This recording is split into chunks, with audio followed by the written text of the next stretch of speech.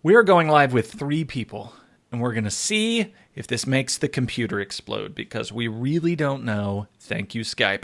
I'm Mike, Lawyer Forward audience. We are having conversations around the conference. We did a virtual conference, and one of the sessions that we released was with these 2 guys that I think are this direction. I still haven't figured out which way is left, which way is right on this thing, because I'm actually pointing opposite of my view. It's very confusing. Anyway, Graham and Jason are here from Corvum. We had a conversation about communications policies and empathy, and I'm sure we'll talk about that a little bit. But I also wanted to talk to you guys about Star Trek because Jason promised that we were going to have a nerd off. Like, we were going to have a debate about who the biggest nerd is. And I feel like that hasn't happened yet. So I would remind anybody watching below us, you can put comments, questions, what we're sort of talking about today, because these guys are pros in networking attorneys, right? In the sense that they're connecting us to connecting technologies and doing it in a way that enables us to do the work. And so I thought it would be interesting to have a conversation with them about those portions of the book, and we can talk about the book a little bit and their experience with it. So what's the right way to start this, do you think, Graham? You want to tell me, maybe just tell me about did your mom read the book? No, she will very gosh. soon when I'm done with it. So my mom is a retired family law lawyer. She started her career as a prosecutor right out of school at U of Alberta, which is in Edmonton, Alberta, Canada. She had that whole gung-ho, go-get-'em kind of version of law that I think criminal lawyers have. And then she did that for a while in a rural district. Alberta is a very large province, so it's kind of like, I don't know, maybe two Texases together-ish. Right. Maybe similar size. Yeah, I don't know. I'd have to check. But it's similar, and the culture is quite similar to Texas, too. Very similar. And, yeah, she experienced the good and the bad of what it's like to be a prosecutor. And then became a defense attorney, which is, I think, a progression that seems to happen for lawyers that start out as prosecutors. They go to the dark side. And then from there, she also still didn't have fulfillment as a lawyer. And it was interesting. I was just a little guy at this time, and I would get kind of dragged around with her, sometimes to the law library. I even sat through court a couple times, not really understanding what was going on. But long story short, she ended up in family law, which is where she really found her purpose. And she went from practicing more conventional family law to getting into alternative dispute resolution and mediation, and became a big fan of mediation, and even taught mediation at the University of British Columbia here in Vancouver. So yeah, that's just a little context on my mom. And I believe, Mike, your background is in family law as well. Yeah, just because it was the practice area that required the least law knowledge in order to come out and do it, because you could just do bad therapy, and everybody was like, yay, us. Bad therapy. But yeah, what's interesting about this is, and what's sort of prompting this conversation is, you told your mom, who was a traditional family lawyer, about this idea of the connected experts thing that goes on in Lawyer Forward, and so we started talking about that. And also, because you guys are a communications company, I thought that might be just an interesting conversation. So let me share with the group an article, and I'm going to also put this in the comments below. So what started this whole Star Trekky analogy to me was this article from a writer named Nilofer Merchant, and this series was on TED to talk about, it was some Star Trek anniversary or something. But she made this point. She said this was a series done for TED, and all these other articles that were like, it was talking about how close are we to Star Trek. All these other people said, oh man, we've got cell phones, and we've got, tasers, and we've got, we've got rocket packs that make, I don't know if that even ever happened in Star Trek, but maybe the later ones. But, we've got all these technologies, but she pointed out we have not changed socially. we have, the hyper connectedness of Star Trek, where you're united around one purpose to get to an end. We don't have, deep penetration of that same kind of connectedness. And as somebody who worked in the supply chain, I sort of thought, well, that's insane, right? We are incredibly connected. We just don't realize that we're connected. And it sort of took me down this train. So I guess I sort of wanted to get you guys' take on that connectedness thing, the relationship between technology and how much technology could connect us right now if we allowed it to. Because I feel like this moment is teaching us that. This moment is teaching us what it could do if we'd allowed it to. Yeah, there's a lot more possibility than what we're tapping into. That's for sure. And I think it has to do with the value model that we have. It's certainly not that money is bad. It's just a representation of value. But the way that we have this reductionist kind of measurement of the service that we offer, I think diminishes some of the other ways that we could be connecting and adding value to each other. So in social media, we have likes, and we have little hearts, and we have follows, and we have some indicators of this more qualitative connection. Mm-hmm. But that's just the tip. There's some scary versions of that too, which is like in some of the Chinese cities. Right. Well, there's that too. Yeah. But this whole sense of social credit score is something that exists in some countries. And I think this is like abhorrent to the American value of freedom. But it's kind of like, are you a jerk or not score? And that might be too far one way, like we've got this kind of this extreme of, what's your financial value versus what's your social value, but what about in between? And I think we haven't found it yet as a culture, as a civilization, this way to actually just kind of connect together in a way where we're adding value and knowledge and kind of passing it forward perpetually. And I think we do these things. We do them, but we don't count them as important, or they're not as high on our value ranking as they should be. Because I don't. Yeah. So it's easy with it's just easy with these subjects to get really abstract, and it's difficult. I had this conversation with Ed Kless earlier about, he wanted to talk about economic theory, and I was like, dude, we got to get practical. We got to give somebody something to do tomorrow. And he was like, but if your theory is wrong, then your practice is going to be wrong. So you've got to get the theory first. And so I think, for me, what sort of drove me in this book, and if I can get personal with the people at home, the disconnectedness in law is deadly. It is literally deadly. In the book, at the beginning, sort of the thing that shocked me into action, and I don't think either of you guys know this yet, but remember at the beginning of the book, there was an older lawyer who's practicing in what I call the churn, and he's just, taking the next case in the next hour, and he's just running, right, nonstop. So that lawyer, in between the time that I wrote the book and the time that I published it, he committed suicide. Yeah, I was wondering what happened to him. I was like, did we know what happened to this guy after this point? Because I don't include it in the book, because in my initial draft included it, and when I initially wrote it, and it was because I was working through something, and I had to talk about the fact that, man, this sucked. And Jordan Furlong said to me, dude, this has got to have a happier ending. This can't be your ending. And it was also sort of gratuitous to say, if only this man had known about Star Trek and the legal supply chain, he'd be alive today, right? Which is crazy. But that isolation, that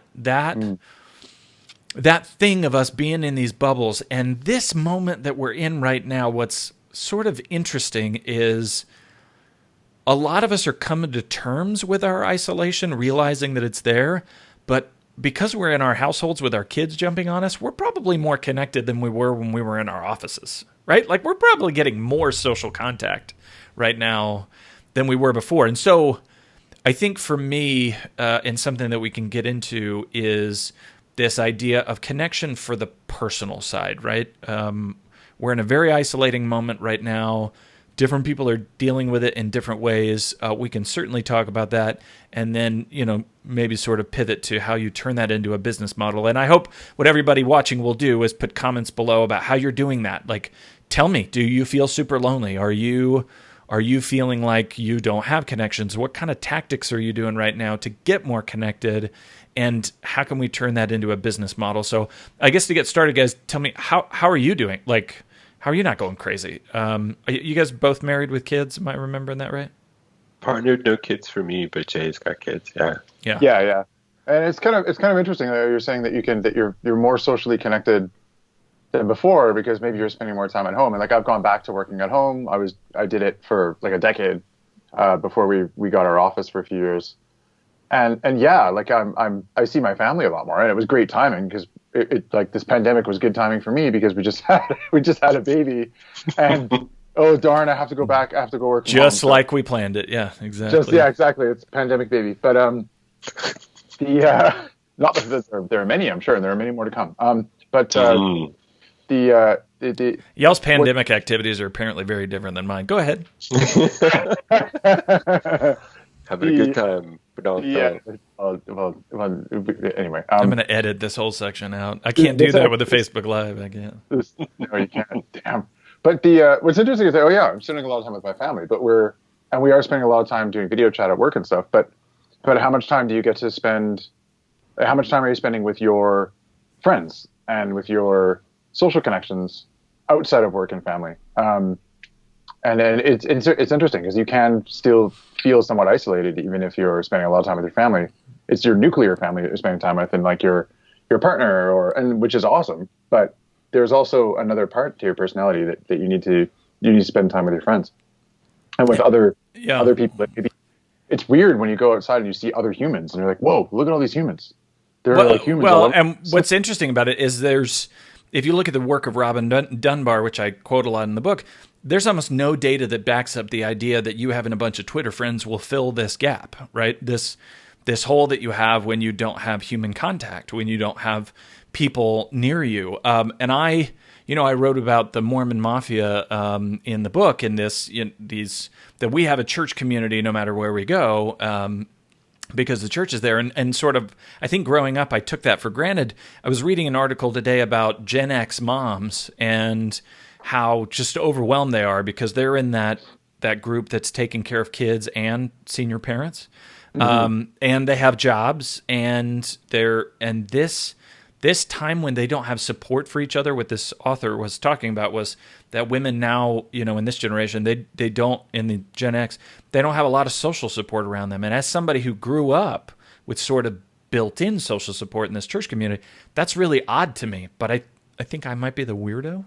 I think it might be really unusual. I think a lot of people are by themselves, plus some social media, we're doing these Zoom chats and whatever, but we're not physically connecting with people, and that's creating a ton of isolation. I think it is creating a lot of isolation, and I do think video chats can address a good amount of it. There's this, I don't know if you guys have heard of this, but there's this idea. Before anybody, after the Mormon conversation, this is not Beta. This is a Topo Chico with lime. Sorry, go on. That looks really refreshing. Thank you for clarifying. It's a bubbly water. It's an agua minerale. Anyway, go on. Ooh. So have you guys heard of this idea that we have mirror neurons, and that they're actually the thing that creates empathy? They're the core of empathy for people. No, but I think this was a plot in one of the Superman movies.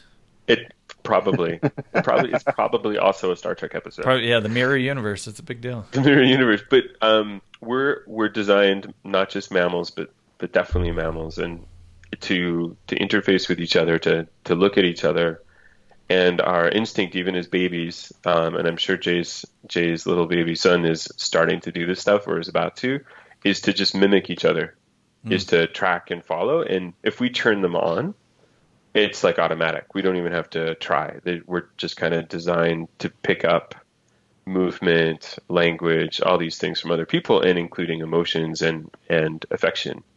And I think the human voice is there's a very big intimacy to just like to being on the phone and just hearing someone's voice in your head when you're on a phone call or on an audio call of some kind. I think that's a very powerful thing on its own, and it works best when there's already a rapport with someone. So I've had conversations with old friends that are actually great that way. I have two friends that are therapists. Both of them are psychologists. One in Montreal, one in Vancouver, and both of them have had so much screen time, so much mirror time with their clients in video that they just they don't want to do that for fun anymore. They're mirrored out. They just want to have a conversation on the phone, old school. I really am tired of looking at both of your faces. Thanks, Mike. Right now, I'm not tired of looking at yours yet, but I'll let you know. I get that. Yeah, but so I think there's a minimum requirement for us being able to face each other and just have this part of who we are, the empathy part, kick in with these mirror neurons. And my understanding is that they're the actual basis of our feelings for other people. So getting video chats in, I think, is great, and I've been doing those. I have a big extended family. This is my mom's family and my brothers and sisters and nephews here. But we were raised by two lawyers, and so everybody is socially incompetent. They're just really dominant. Yeah. Everybody needs to take up space or doesn't take up any as a reaction, and it's actually really unhealthy, I think. When you're in quarantine, when you're social isolating, to not take a pause and check in with my youngest niece and find out how she's actually doing because she's a little shy, or my nephew who won't speak up if other people are talking. So we've actually, we can have 12 to 16 people on a family call every Sunday night. After a while, I just said, hey, would it be okay if we started with the youngest and just had a couple minutes just to pay attention to one person at a time? That actually comes to a law practice. I saw Marco Brown had mentioned that right now his lawyers are required, his associates are required to phone contact their clients every week. Even if they talked to them 2 days ago about something, just to call them and say how you're doing. And I think, getting back to our session where we talked about this empathy thing, if you start with the understanding that these people are feeling very isolated, they're feeling very alone, literally your phone call may be the only human contact they get that day. There are legitimately people that are getting no human contact beyond you reaching out to them on a phone call. Yeah, I think that's a really good practice, and it's interesting because I don't think lawyers realize that they have that ability to impact their clients, that they might be the only person they talk to in a week or even just a whole day. Would be kind of terrible to not be able to chat with someone. It's funny, actually, because Jay and I, we ran our business from our home offices. We ran it across two cities for a while, Vancouver and Montreal at the same time. And we got quite Canadians. We can switch to Tabernacle language if you like. We're not doing that. Keep going. You speak the King's English or else. Actually, earlier today in our group chat, we were practicing. No, it was yesterday. The Queen's Wave. Can you do it? Oh no, he's just giving up. Canadians, I totally lost man. my train of thought. Well, but I was curious what you guys are doing. As a company, Jason, how are you connecting with staff and keeping them engaged and communicated to? Because I assume they're dealing with the same kind of isolation as all the rest of us. We're doing a video chat session every morning with them, internally with our own staff. Do they have to wear clothes? Do they have to wear makeup? Okay. This is when we get to our controversial stuff. I want to see comments below. Do you have people put on makeup and clothes before they show up to these sessions? And here's why I asked this, because there was a law firm. It was a whole, I don't know what was happening, if he was just seeking attention or what, but there was this lawyer who was who went into a lawyer group and said, my female, people who identify as female, he's being super woke, he's signaling all the woke stuff. People who identify as female in my group, they don't want to put on makeup for these sessions, but I want these sessions every day so that I can check in with people and blah, blah, blah. What should we do? And the the shitstorm that brought up of that guy talking about whether women should be required to come if they have makeup or not. He did whatever his point was. The point that was given in return is, some people were like, stop doing meetings every day, dude. Like, you're just using this as a way to control people and to have a sense of control. And other people were like, if they want to keep the job, they should just, whether they're pretty or not, they should show up. Where do you come down on makeup, Jason? Well, he's wearing some right now. Yeah. I'm clearly not. I'm being lit by natural light here, and it's quite rosy. Quite rosy. Yeah. But you guys are doing them every day, and are people showing up and they're engaging okay?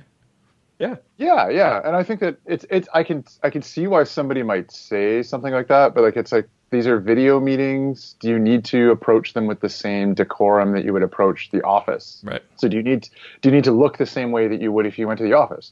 So then to me that questions the whole. I would turn it on its head and say, well, if it's cool to just not do that here for a video chat when you're talking with all of your staff and you're having a team meeting, why don't the same rules apply when you're in the office? Mm-hmm. So like, then if why are we applying these standards to people where it's like, well, you got to look good, you got to look a certain way, be your gender role and put on heels and lipstick or whatever. Why does that have to apply to the office? Right. Like but communication, getting back to our topic from the video.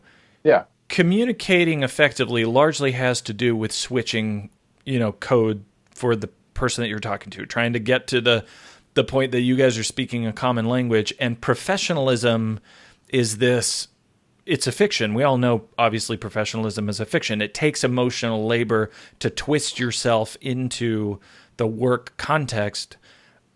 There is a question right now about, if we don't have that common language of professionalism, right, this office decorum, then aren't people all speaking on different scripts, and don't you risk a total miscommunication between all those people? That reminds me of the shift between like Victorian England and today. Of course it does. Yes, exactly. And it's so obvious you don't even have to say it. I mean, we all know what you mean. Well, it's kind of like Downton Abbey, My gosh, I love where this conversation is going. Yes, go on, Downton Abbey. So, I mean, it's beautiful and it's wonderful to have this visual language of decorum and professionalism. Like, there's something to it. That's why Downton Abbey is so interesting, right? It's a bygone time. But the shift to where we were just before COVID and social distancing and isolation, I think we had already gone through a massive change from what we would consider the social norms and the rules of a Victorian society, right? And so I think one of the things that the video chats are doing when we're shifting between what clothes should we wear, do we wear office clothes or not, is it presents this kind of ridiculousness as we would think of some of these Victorian outfits with women back then, if we're talking about makeup and heels being already a very specific gender role in position, think about what women had to do back then. I mean, they were in girdles and they were being tied. Their bodies were being literally forced to be this small at the waist. And it sounds like torture to me. But so I think the norms can change. And what I think will happen, I hope will happen, is that if we have a lot more exposure and a more casual video exchange from our homes, it kind of makes the office seem a little silly. I miss going to the office and seeing everyone in person. I really do. But in some ways, the intentional time we have in the morning with them, the half an hour check-in where everybody just kind of says what they're doing, that to me is actually in some ways better than what we were doing at the office. I would ask you guys who are watching to put down in the comments how your communication style is shifting. What are you doing in response to this event? Are you speaking to employees different, to coworkers differently, to family differently, to staff differently, or to clients differently? I've found that personally, I am speaking to lawyers a lot more than I had been, right? Like there's a lot of reach out going on between different Zoom sessions and this conference, obviously, that I'm actually talking to my family a lot less. I said to my daughter, my 16-year-old, like, we need to just hang out because I feel like I haven't seen you in forever. And that is the risk, obviously, of work and life overlapping to this point, is that when you don't have that line, it's really easy to be working all the time. All the time, yeah, Yeah, Jay, how are you finding that? I'm working more now than I did before this happened, for sure. And now that I'm back home, I'm definitely spending more time at work, which is a bit. It's interesting. Like the commute is gone, so I start a little earlier, which is great, and I end a little bit later, which is useful sometimes. But yeah, it's easy to blend. It's easier. I've got a specific part of my house that is my office, which I think a lot of us are doing, of course. But I find that, yeah, there's also a lot of work to be done, but there's always a lot of work to be done. So I'm definitely I'm starting to put up stronger barriers between my work and my personal life, where it's like, actually, no, I'm not going to, this is it. I'm on personal time now and I need this. And because I've noticed a wearing down of I've noticed a bit of a wearing down of my temperament, I guess. Yeah. I feel I can get grouchy a little quickly. I can snap. I don't snap at people anyway, but I just kind of get this inward like, you're a rage. Didn't work out. Yeah, it's like, rage machine. Didn't work out, but it's interesting. And so I've got to put the barriers up and be like, no, I'm on personal time and I'm not going to do work right now, and that's just too bad. Like it's just going to have to. To get back to the most important thing we're talking about, Star Trek. I was watching. I can't remember which one it was. I think it was Discovery. I was watching, I think Discovery, and somebody came and rang on a door, and the character on the other side came to the door and was like, it's the middle of the night, right? Which is hilarious because they were on a spaceship. They're in space. Right? There is no day. There is no night. It's all artificial. You're making it all up. But obviously that's a military vessel, so it's different, because the same thing happens on military vessels now, that you really don't have your sleep time. You sleep at the job, and the job tells you when it's time to wake up. But, that separation between life and work is like it's non-existent right now. For me, anyway. Yeah, you've got to redefine it, I guess, right? And you've got to kind of draw the lines with thicker markers right now, whereas before it was a bit more defined, whether you were already working at home or not. I don't know if this is happening for you, Jay, but for me, I mean, I'm not a parent, so I don't have the same obligations. There's a little bit more flexibility there, or a lot more at times. And what I try to do is I get up earlier than I would before isolation. I take a journal, like non-digital device, and a pen, a book, whatever book I'm reading at the time, and I hop on my bike and I go to a park where there's nobody, and I spend about half an hour to an hour there if I can, just to have a little bit of outside time. And it's I live relatively close to the industrial waterfront of the city, and so I can go to this park that's really not a tourist destination. I mean, not that they're tourists right now anyway, but it's not a place you go to stare at the horizon. But for me, it's an outside space with fresh air where I get to basically see the sun come up over the horizon. And I get that half an hour minimum to an hour max of just not work time to let my brain wake up. And I knew that I should do that before COVID. I really did. Like, this is something I, have done in the past. But I'm more diligent about it now because I know I'm going to get into the grind and I have a really solid work day. And lunch isn't really going to happen. I'll have lunch, but it's going to be sitting here, typing on the keyboard, and it'll be rushed. And the same is true for my partner. One of the things that he's doing is jujitsu in the morning. So I'm normally gone at the same time that jujitsu is happening, and our tiny apartment living room has to be pulled apart.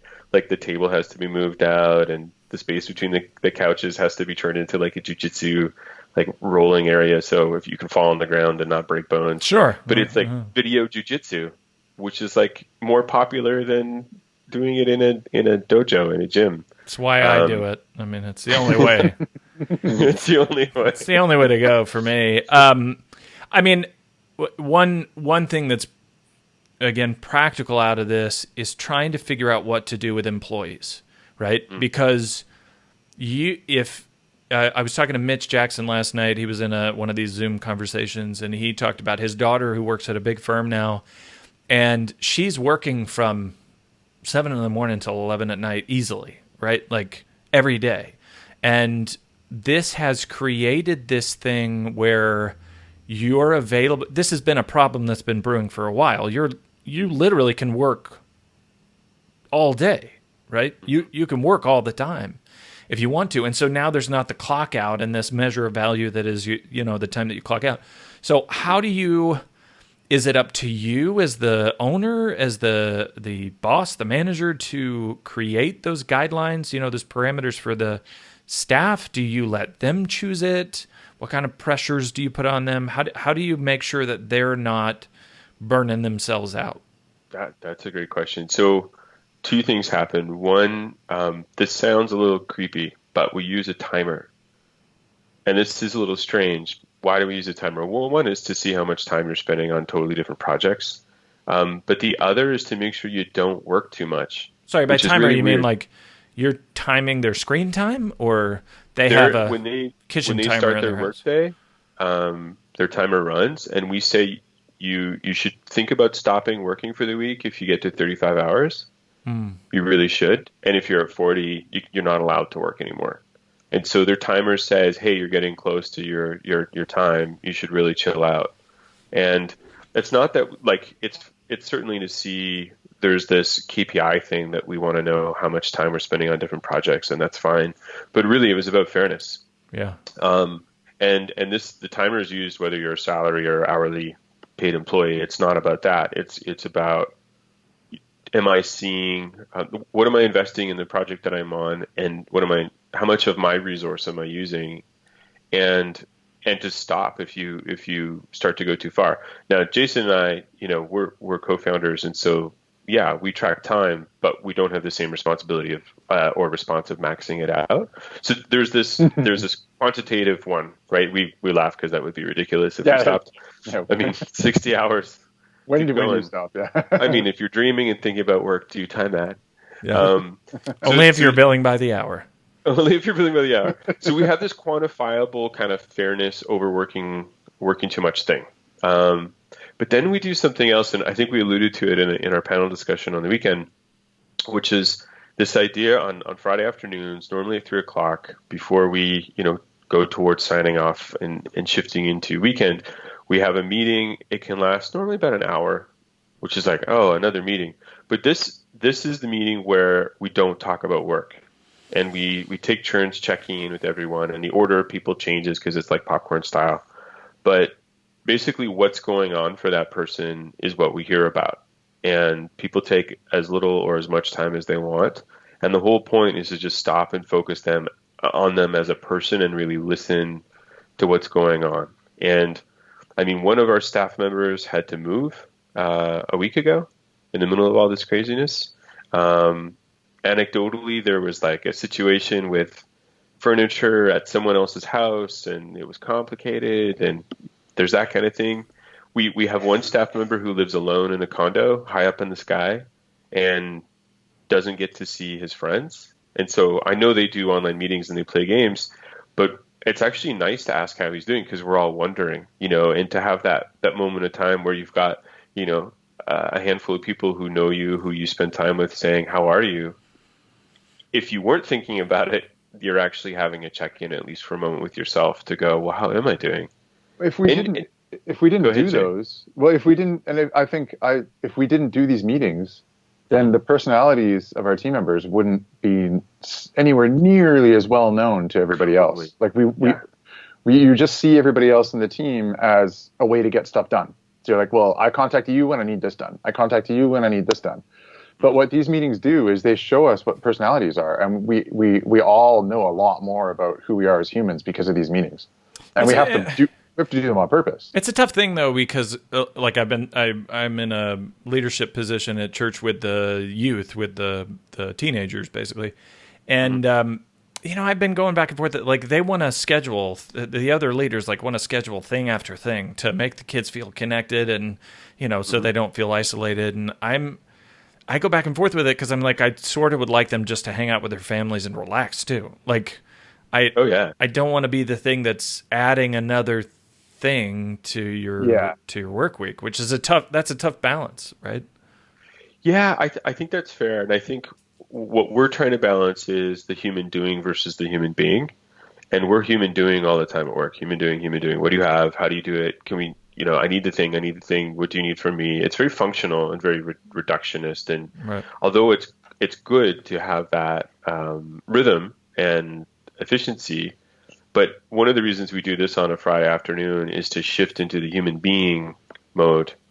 And it's paid time. I mean, your timer's on. What are you doing? Having a meeting. And so in some ways it might be a little stressful to take away time from work, but we actually consider this a fundamental aspect of like how to run a team, because we can't, and it's because it's work. It's important that work not only be work, that we understand that the people we're with, even if they're isolated at their home, they still have needs, they're still dealing with frustrations, and to just carve out a little bit of time for that. I don't think the majority of our team members have the kind of support system that church would provide. And I can detect some isolation in some of our team members, and I'm like, this might be the only opportunity this week that this person has had to check in. Just like the lawyers that you were talking about calling their clients once a week, it might be the one time. So I'd rather reach out, and I know that if anyone was dealing with a mental health issue before this, they're definitely dealing with it now. I mean, you just whatever stress you were having before, maybe it wasn't noticeable to you, it's going to bear on you a bit. And that's even the stuff we want to talk about in our meetings. Like what was challenging for you in this last week? How are you? This is a bit of an aside, but I see how we're talking about being empathetic and paying attention to how people are feeling and asking them how they're doing. And a lot of people, like, I find there's a lot of discussion about this. And I feel like in general, as a larger culture, we're handling this whole thing quite well. Like, we're being pretty emotional about it. We're talking about what's going on. And I just wonder, like, was there a decade, like, how would the 80s have handled this pandemic? Like, where, like, would it have been a lot messier where it's be like, suck it up and go to work? Or like, and I wonder, frankly, there's a less empathetic decade where there's probably a little selection bias for you in that the people that you're talking to are these kind of people, right? Because you guys are this kind of person. And we talked about this in your session, you're drawing a certain kind of client who values this kind of stuff, right? Like, this is the kind of person that you're drawing. I try to get away from that, that selection bias myself, because my friends, we're on Zoom calls and we're chatting with each other and we're talking with each other. But one thing that I found with this Lawyer Forward event is that some of the people who are watching and engaging at this legit is their only engagement all week with any other professional in this space, which is sort of crazy to me, because I'm tired of all these damn Zoom calls. Like, I don't need another happy hour. I'm happy already. You guys are driving me crazy. But that's hard for some people. And I'm also thinking about it. I keep trying to think about the other side of this thing, right? Like, what are the lessons that we learn from this I feel like this is not creating trends. This is amplifying trends. It's showing us things. It's speeding things up. And I'm hoping that what happens on the other side of this is that we see we were always isolated, right? The model is isolating. It is the way we the way we build a business that is the churn. It's this constant grind. And if we want that to change, it's got to be on purpose, so we don't have this again. So just as an aside for anybody watching, I would remind you can put comments and questions down at the bottom. I'm curious what people are doing to sort of change their communication tactics, including with clients. I wanted to talk to you guys a little bit about the idea of lawyers knowing how to do everything. I had an interaction. Mike Ramsey, who was another one of our presenters, he said something on Facebook to the effect of, it's amazing how many immunologists and epidemiologists I have on my Facebook timeline, right? Like, everybody's an expert. Everybody thinks they know what they're talking about. And I said, the most fascinating thing to me is it's mostly lawyers, right? Like, we are acting like we know what the hell herd immunity is when we never heard of it until last week. And now we're all teaching master classes on it. And Marco Brown responded like, does this surprise you? Lawyers think they know everything. And that's an easy joke to make, but it's also, holy crap, right? Like, that is a ton of pressure for us to feel like we're supposed to know everything all the time. And we do, right? Like, people come to us with all kinds of stuff, and we think we're supposed to know. So I wanted to shift gears a little bit and talk about business models, because you guys are not in law, right? Like, you're not in law practice. I'm assuming that for you guys, the idea that one person does everything in a business, like the entire supply chain, the entire value chain, like the whole client experience, I'm assuming that seems insane to any other industry.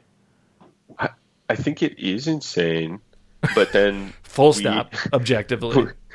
It's too much pressure. I mean, having gone through the creation of a startup with Jason, I mean, we had at least two of us at the beginning, and even then, we were both doing everything. We ended up specializing over time. Go ahead, Jay. There's always a tension of like buy it or build it too, right? Even in a tech industry, when you're running a tech company, when you've got kind of technical know-how in house, it's tempting to build everything, and do it all, and so there is still that whole like, well, but we can build it, so let's just do it. But at some point, you have to hand it off and say, well, these people have actually done a way better job than we can, and that's outside our scope. So we should let them do it, because that's just going to destroy our business if we try to do that. Well, and we talked about that in our session. Like, if you're you and you're dealing with this connectivity issue through voice, and that is a fairly narrow issue, but by having that narrow focus, you can then say, look at all these experts I can connect you with, and that to your customer feels like a huge value add. I'm wondering now, because you guys mentioned that you're going through this thing where you're helping these lawyers all get online real quick. How do you draw the line between this is appropriate for me to handle and this isn't? Oh, that's a great question. I think, well, one, if someone's having a hard time, if our clients are having a hard time and they're saying this thing is broken, it's just nice to provide a little bit of context. Like if Jason or I or one of our support team members understands the problem they're presenting and has a direction that they can at least point the client in, if it's beyond the scope of our core competencies, if we have an inclination of what it is, we can point to it and try to frame it differently. And I think this is much like the lawyer being the permanent expert or the expert of all things. We know enough to be dangerous in lots of different categories, but we can provide some context, but then the referral happens, or they'll let me talk to this person for you. And I think we gauge it based on the stress level of the client. If they're very overwhelmed, and we've seen a lot of that in the last few weeks, but it does happen fairly regularly anyway. One of the things that Jason shared about in our panel call was clients kind of say, I don't know how to talk to my ISP. I don't know how to talk to my existing phone company. I don't know how to talk to my IT person right now. I can't even, is kind of what we get. And the idea that they would have to do more of that is so stressful that they go, hey, Jay, can you do this for me? And then Jay, you can describe your own experience here, what that's like.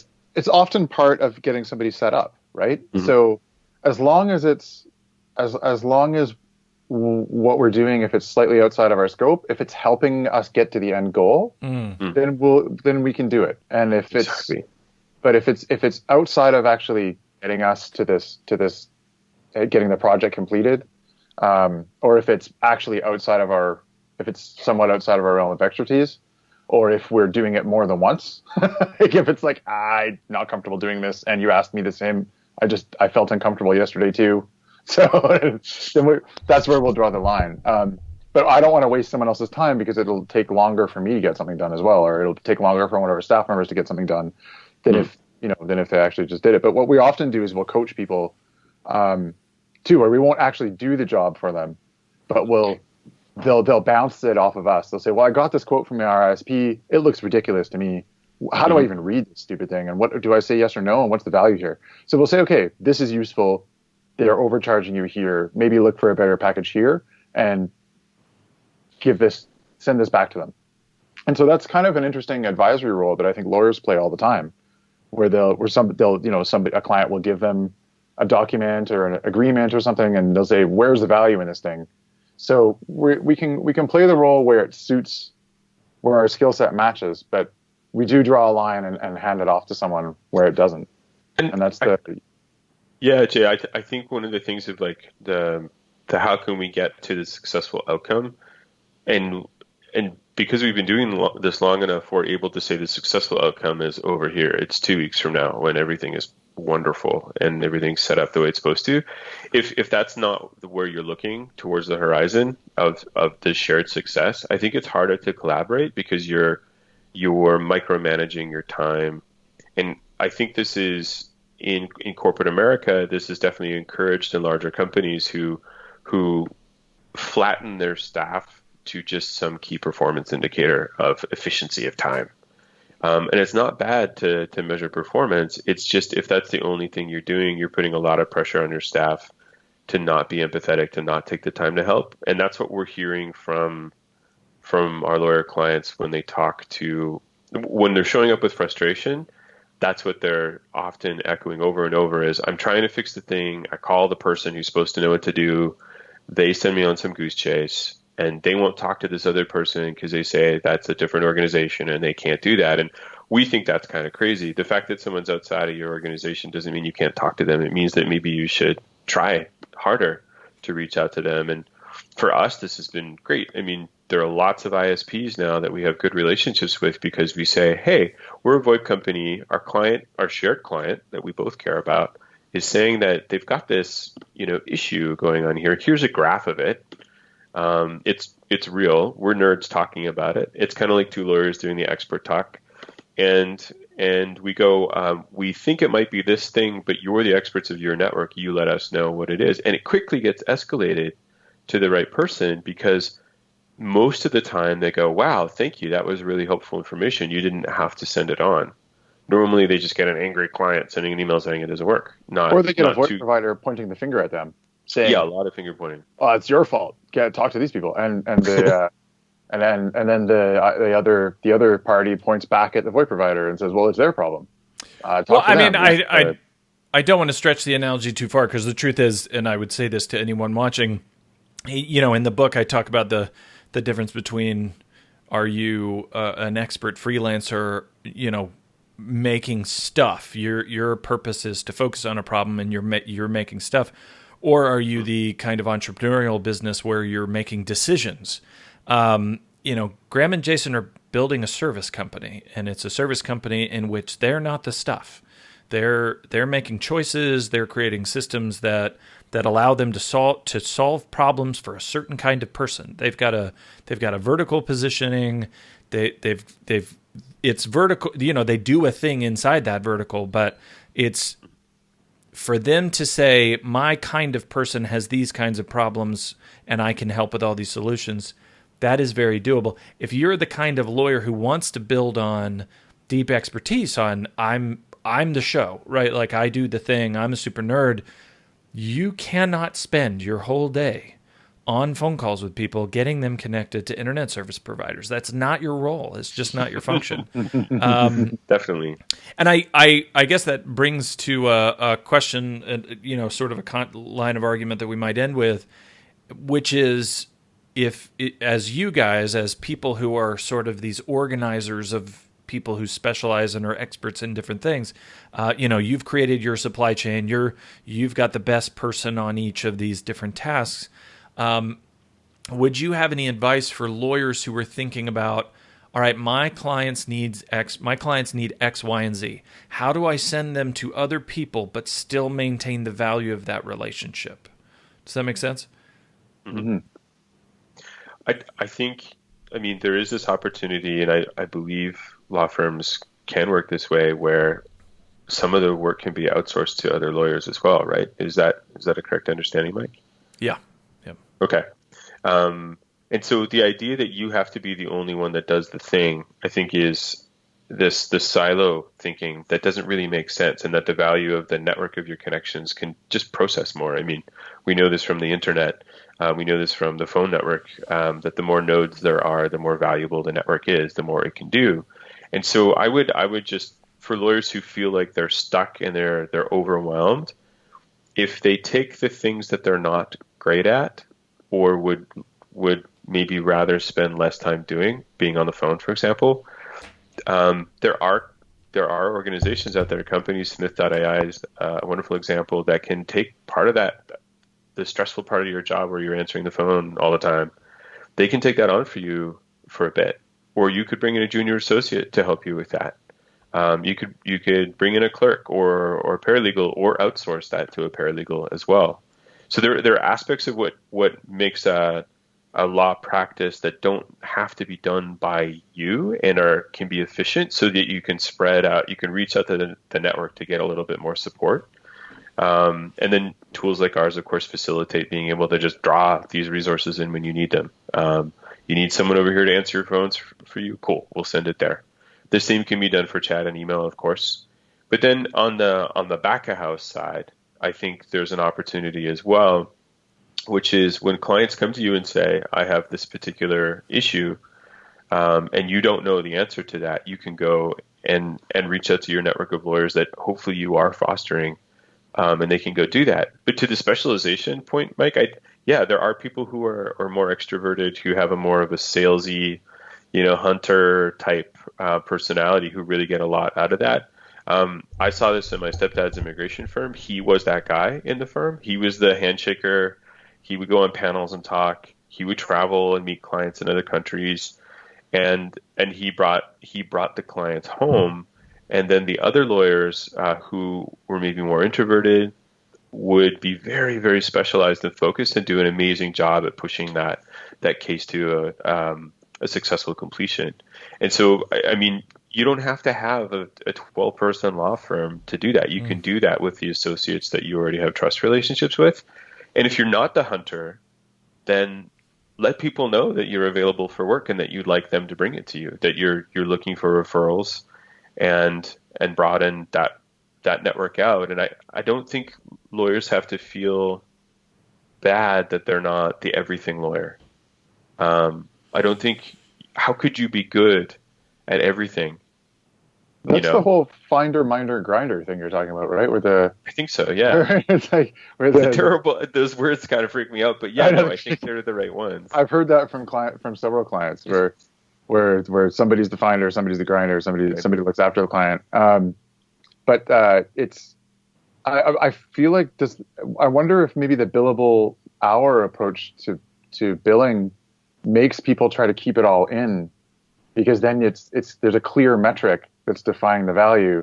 And if you're handing that to someone else, well, then do they get the whole billable hour, or how do you share that revenue? There's all kinds of weird culture stuff with that. And I would encourage everyone to pick up a book. I think I might have a copy here. Jay's got a phone. Yeah, he's got a phone. Well, I appreciate you guys chatting with me. For you guys watching, remember, you can have a conversation about these issues as we get off the call. We can always come back and talk to you about them. And I definitely think that we need to change our sense of isolation, like this is an emergency, and B, the way we're connecting and communicating with each other. I think that changes at this time. Before we part ways, guys, I wanted to point out that if you guys go to lawyerforward.com/resources, we have the sponsors of this event there, and Corvum is one of them. If you click through to their page, they've given different resources that they're sharing with us. So different content resources and stuff that we talked about in their session. There's stuff about the communications policy and how you can create your own. And then also there's information at the bottom about a discount code that they're offering to us. So definitely check that out. The other thing I would remind you guys is if you go to Lawyer Forward on the left side, there is a link to the events, and we've got the watch parties for the coming days. We have one early tomorrow, 9 Central, and one toward the end of the day with Tom Martin at 4:30 Central. So make sure that you look out for those. Go and mark that you're going. That way you only get the notifications for the sessions that you want to go to, and you're not inundated with 20 sessions. So thank you guys for hanging out with us, and we'll share this on YouTube as well. You guys can share this wherever you want to. And is that the best way? I'm about to put you on the spot as if you even have checked this yet, but I think that so if you click down at the bottom of the resources page for Corvum, there's a button that says Get Corvum, and you can enter the discount code that's on there. So that's right. So make sure you share that out to the world. Thank you, guys. Farewell in the apocalypse. Two good things. Talk to your family. Jason, stop being so damn grouchy all the time. He's doing the Wrestling road race. I'll talk to you guys later. Thank you. Living long and prospering. Wow. Good day. Nerd. Nerd.